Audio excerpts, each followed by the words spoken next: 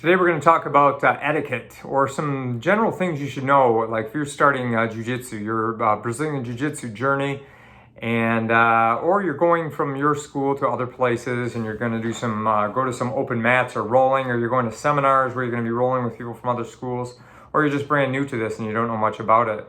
I'm going to talk about 15 things that maybe are some etiquette things that you should know about or be aware of. So I'll go through these pretty quickly. Number one is relax. Don't spaz out. Don't panic and jump around and go crazy and start jerky movements and stuff, because that's how people get hurt. That's how you get tired. That's how you're going to gas out, and that's how everybody gets injured. So take it slow, be calm. You know what I mean? You can always tap. There's no, you don't have to have a big pride about it. But especially as a beginner, a lot of people spaz out, do jerky movements, but that's not really good etiquette, and that's how people get hurt. And you're not going to make friends doing that either. Grabbing fingers is another thing. You know, if you're practicing jiu-jitsu for self-defense and you're around people you know, you can kind of do that. But as a general rule, you don't want to be grabbing like one or two fingers at one time and be doing moves. That's not considered good etiquette. The same can be said for like wrist locks, foot locks, leg locks, although that's become really popular nowadays.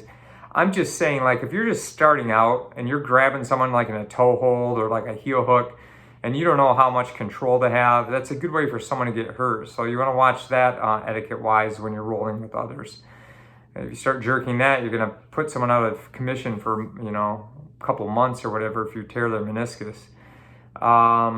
Air chokes, like pulling against the trachea, not real great etiquette. Neck cranks, like where you're pulling up on their spine or twisting their spine.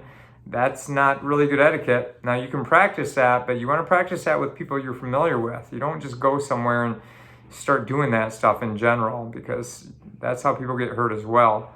Now, at my school, we practice with punches. We practice against knives, guns, weapons, things like that. We'll even simulate eye gouges and bites sometimes, but we don't do that every roll. We do that just occasionally. And if you go to another school and you start punching and things like that, it's usually in jiu-jitsu kind of frowned upon. That's not really what, it's the gentle art, so we don't typically do that. But you can do that, but don't do that when you just go to someplace new. Same thing can be said for like grabbing the throat or driving your forearm across their throat or driving your elbows in their thighs to open the guard, or fish hooks, like hooking their mouth with your finger. This is stuff that's generally pretty frowned upon.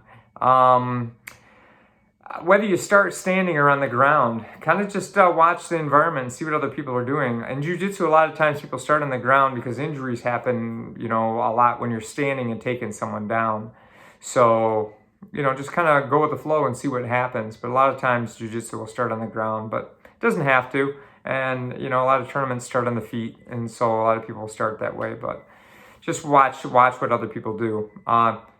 This is a big one. Have a clean gi and good hygiene. You want your gi to be clean. You don't want it to stink. You don't want to smell. You don't want to have body odor, because that's just nasty. So wash your gi every time you train. Trim your nails. That's another thing. Keep your nails trimmed. Nobody wants to be cut by your fingernails. And keep your feet clean. Don't walk around outside or even in the bathroom with your bare feet and then go on the mat. It's kind of disgusting. You're going to get a lot of bacteria, and you're going to get other people sick, and nobody needs that. So take care of that. Let's see. Oh, don't skip warm-ups. You know what I mean? Like, some people will just come in late to skip the warm-ups. Not all schools do warm-ups, but if they do, don't skip the warm-ups. And be on time, and stick around for rolling afterwards, Some people will skip out. They'll do the technical portion, but they won't do the rolling. So stick around for the rolling. It's good for your experience. Don't be disrespectful to the coach. Like, don't talk. When the instructor's teaching, or the black belt's teaching, or whoever is, like, don't talk over them and start giving advice. Just listen and things like that. Be humble. Don't get cocky. If you tap somebody out, don't raise your hands up and act like anything. Just be humble, you know what I mean? And you don't always have to tap people out. Like, just kind of sometimes catch and release or whatever, or give them moves, or start in a bad position. This isn't the UFC. You're training, you know what I mean? You're not trying to destroy each other in the gym. Let's see. Ask about what you should wear. Like, some schools do no gi. Some people do gi. So you want to know what you're supposed to wear, or some schools, the traditional old school schools will, they'll only want you to wear like a white gi. Some people only let like blue belts. Some schools only let blue belts and above roll. Some people let everybody roll from day one. But if you're going somewhere, you might want to ask and just, be respectful about that and know what to wear. In a lot of schools, people wear, groin protection cup, and some schools don't. So that's just something to be aware of and know what you're supposed to wear, or if it's no gi, what you should wear too. And the last thing I'll say is respect the tap. You have to respect somebody's tap. If they're tapping, regardless of whether you think they should tap or not, you should respect that tap and let them go. Because maybe they're just gassed out, or maybe you got them in a body triangle and they tap out from that, and you're thinking like, man, you shouldn't tap out from that. But it's not your position to decide that. It's always the person tapping's position to decide what they can handle, and you have to respect that. Because think about this. If you held some of these positions, like if you did a rear naked choke and you didn't respect their tap, you can knock them out, or you could cause serious damage or death.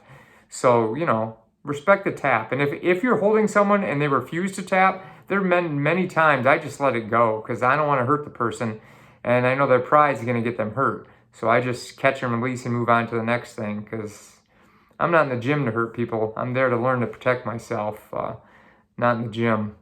So those are some things, some etiquette in jiu-jitsu. Pay attention to those things, learn from them, and you'll pick it up real quick. All right, like, share, and subscribe, please, and we'll get more information coming soon.